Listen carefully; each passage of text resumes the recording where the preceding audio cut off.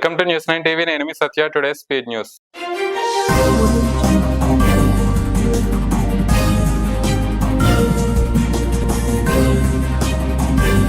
Hezbollah లక్ష్యంగా దాడులు కొనసాగిస్తున్న ఇజ్రాయెల్ లెబనాన్ వ్యాప్తంగా భీకర స్థాయిలో విరుచుకుపడింది. దక్షిణ బీరుట్లోని హెజ్బుల్లా స్థావరాలపై వైమానిక దాడులు చేసింది. ఇందులో హెజ్బుల్లా అధిపతి హసన్ నజ్రుల్లా కుమార్తె జైనబ్ మృతి చెందినట్లు తెలుస్తోంది. ఈ మేరకు ఇజ్రాయెల్ మీడియా సంస్థల్లో కథనాలు వస్తున్నాయి. అయితే ఆమె మృతిని హెజ్బుల్లా గానీ లెబనాన్ అధికారులు గానీ ధృవీకరించలేదు. ఉత్పాదనలో కీలకమైన యువతరం సంఖ్య తగ్గి వయోధికుల సంఖ్య పెరుగుతున్న ఈ పరిణామానికి ఆర్థికవేత్తలు సిల్వర్ సునామీగా నామకరణం చేశారు. ఈ సునామీని తట్టుకోవడం కోసం ప్రపంచవ్యాప్తంగా ప్రభుత్వాలు సమాయత్తమవుతున్నాయి. ప్రపంచంలో 77 కోట్ల మంది 65 ఏళ్ల పైబడిన వారున్నారు. అంటే మొత్తం జనాభాలో వీరి దాదాపు 10% మంది. ఈ సంఖ్య రాబోయే రోజుల్లో వేగంగా పుంజుకుంటుందని ఐరాస అంచనా వేసింది. అమెరికాలో మరో 2 నెలల్లో అధ్యక్ష ఎన్నికలు జరగనున్నాయి. ఈ ఎన్నికల్లో డెమోక్రటిక్ అభ్యర్థిగా కమలా హారిస్, రిపబ్లికన్ అభ్యర్థిగా డొనాల్డ్ ట్రంప్ లు బరిలో ఉన్నారు. ఈ నేపథ్యంలో డొనాల్డ్ ట్రంప్ గూగుల్ పై విరుచుకుపడ్డారు. తన గురించి కేవలం తప్పుడు కథనాలు మాత్రమే చూపిస్తోందని ఆరోపించారు. ఈ మేరకు ఆయన ఎక్స్ లో పోస్ట్ చేశారు.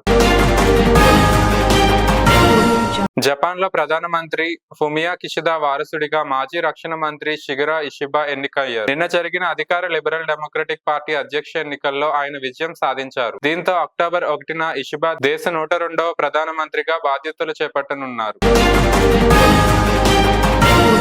న్యూక్లియర్ విస్తరణ కార్యకలాపాల్లో దూకుడుగా వ్యవహరిస్తున్న చైనాకు గట్టి ఎదురుదెబ్బ తగిలినట్లు తెలుస్తోంది. డ్రాగన్ ప్రతిష్టాత్మకంగా నిర్మిస్తున్న అణు జలాంతర్గామి మునిగిపోయినట్లు ఉపగ్రహ చిత్రాల ఆధారంగా అమెరికా ఇంటెలిజెన్స్ వర్గాలు వెల్లడించాయి. మైసూరు నగరాభివృద్ధి సంస్థ ముడా స్థలాల పంపిణీ అక్రమాల్లో కర్ణాటక ముఖ్యమంత్రి సిద్దిరామయ్యకు ఆ రాష్ట్రంలో కేసు నమోదైంది. మైసూరు లోకాయుక్త ఎస్పీ ఉదేశ్ ఈ కేసు నమోదు చేశారు. ముడా అక్రమాలపై విచారణ చేపట్టిన సంబంధిత కోర్టు 3 నెలల్లో సమగ్ర నివేదిక ఇవ్వాలని ఇటీవల లోకాయుక్తను ఆదేశించిన క్రమంలో ఈ చర్యలు చేపట్టారు. పండుగల వేళ రద్దీని దృష్టిలో ఉంచుకొని ప్రయాణికుల సౌకర్యార్థం రైల్వే శాఖ చర్యలు చేపట్టింది. దసరా, దీపావళి, ఛట్ పూజలకు సొంతూళ్లకు వెళ్లే ప్రజల కోసం దాదాపు 6000 ప్రత్యేక రైళ్లను నడపనున్నట్లు రైల్వే శాఖ మంత్రి అశ్విన్ వైష్ణవ్ తెలిపారు. 1 కోటి మందికి పైగా ప్రయాణికులు తమ గమ్యస్థానాలకు చేరుకోవడానికి ఇవి సహాయపడుతున్నాయని పేర్కొన్నారు. దేశ వాణిజ్య రాజధాని ముంబైకి ఉగ్రముప్పు పొంచి ఉన్నట్లు కేంద్ర నిఘా వర్గాల నుంచి సమాచారం అందింది. దీంతో నగర పోలీసులు అప్రమత్తమయ్యారు. ముంబై వ్యాప్తంగా భద్రతను కట్టుదిట్టం చేశారు. దేశంలోని వార్తాపత్రికలకు ప్రాతినిధ్యం వహించే Indian news paper society INS అధ్యక్షుడిగా 2024-25 సంవత్సరానికి ప్రముఖ మలయాళ దినపత్రిక మాతృభూమి managing director MV Shreyans Kumar ఎన్నికయ్యారు. అధిక వడ్డీల ఆశ చూపించి జనం నుంచి డిపాజిట్ల రూపంలో 300 కోట్లకు పైగా సొమ్మును వసూలు చేసి మహారాష్ట్ర నుంచి పరారైన ఓ వ్యక్తి ఉత్తరప్రదేశ్ లో మధురాలో సాధువుగా చలామణి అవుతుండటం గుర్తించి అరెస్టు చేసిన పోలీసులు.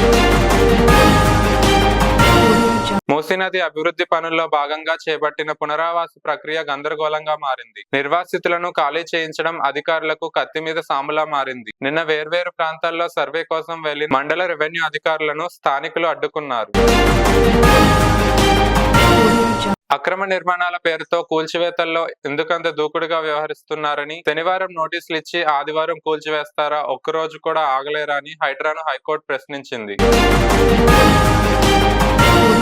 HCL టెక్నాలజీస్ తమ కొత్త క్యాంపస్ ను త్వరలో హైదరాబాద్ లోని హైటెక్ సిటీలో ప్రారంభించనుంది. ఇందులో అదనంగా 5000 మంది ఇంజనీర్లకు ఉద్యోగాలను కల్పించనుంది. HCL technologies chairperson Roshni Nadar Malhotra సచివాలయంలో ముఖ్యమంత్రి రేవంత్ రెడ్డిని మర్యాదపూర్వకంగా కలిశారు. ఖరీదైన చేతి గడియారాల కొనుగోలుకు సంబంధించిన కేసులో ఎన్ఫోర్స్మెంట్ డైరెక్టరేట్ ED అధికారులు రాష్ట్ర రెవెన్యూ శాఖ మంత్రి పొంగులేటి శ్రీనివాస్ రెడ్డి కుటుంబ సభ్యుల ఇల్లు, కార్యాలయాల్లో సోదాలు నిర్వహించారు. ఢిల్లీ నుంచి వచ్చిన ED అధికారులు స్థానిక అధికారుల సహకారంతో ఈ సోదాలు జరిపారు. ఉమ్మడి ఖమ్మం, మహబూబాబాద్ జిల్లాలకు సాగునీరు అందించేందుకు నిర్మిస్తున్న సీతారామ ఎత్తిపోతల పనుల్లో వేగం పెంచాలని, టెండర్ల నిర్వహణ, భూసేకరణలో అలసత్వం వద్దని నీటిపారుదల శాఖ మంత్రి ఉత్తమ్ కుమార్ రెడ్డి ఇంజనీర్లను ఆదేశించారు.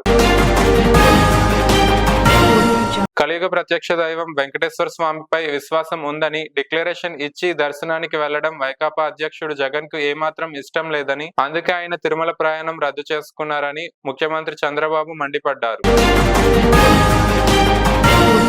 ఆంధ్రుల హక్కుగా ఖ్యాతిగాంచిన విశాఖ ఉక్కు పరిశ్రమను ఊపిరిపోసేందుకు కేంద్రం అడుగులు వేస్తోంది. ప్రభుత్వ రంగ సంస్థ అయిన steel authority of India limited SAIL లో విశాఖ ఉక్కు రాష్ట్రీయ ఇస్పాత్ నిగమ్ లిమిటెడ్ ను విలీనం చేసే అంశాన్ని క్షుణ్ణంగా పరిశీలిస్తోంది. పోలవరం ప్రాజెక్టులో అనుకోని పరిస్థితుల్లో డయాఫ్రమ్ వాల్ 2 సీజన్లలో నిర్మించినా ఎలాంటి సమస్య ఉండబోదని విదేశీ నిపుణుల బృందం తేల్చి చెప్పింది. రెండింటికి జాయింట్ చేసుకునే విషయంలో తగిన సలహాలను అందిస్తామని పేర్కొంది. ఈ డయాఫ్రమ్ వాల్ నిర్మాణానికి ఒక సెట్ యంత్ర పరికరాలు వినియోగిస్తే 15 నెలల సమయం పడుతుందని అన్నారు. పరిశ్రమల్లో ప్రమాదాల నివారణకు బహుముఖ వ్యూహం అవసరమని ఉన్నత స్థాయి కమిటీ అభిప్రాయపడింది. విశ్రాంత ఐఏఎస్ అధికారి వసుధా మిశ్రా అధ్యక్షతన హై పవర్ కమిటీ విశాఖలో వివిధ శాఖల ఉన్నతాధికారులు, నిపుణులతో సమావేశమై ప్రమాదాల కట్టడిపై సమీక్షించింది. ఏపీలో ప్రాథమిక ఆరోగ్య కేంద్రాల వైద్యులు తమ ఆందోళన కార్యక్రమాల్ని విరమించారు. వైద్య ఆరోగ్య శాఖ మంత్రి సత్యకుమార్ నుంచి లభించిన హామీ మేరకు ఈ నిర్ణయం తీసుకున్నారు. ఈ మేరకు లేఖను వైద్య ఆరోగ్య శాఖ ప్రత్యేక ప్రధాన కార్యదర్శి కృష్ణబాబుకు సచివాలయంలో అందజేశారు. Thank you for watching News9 TV.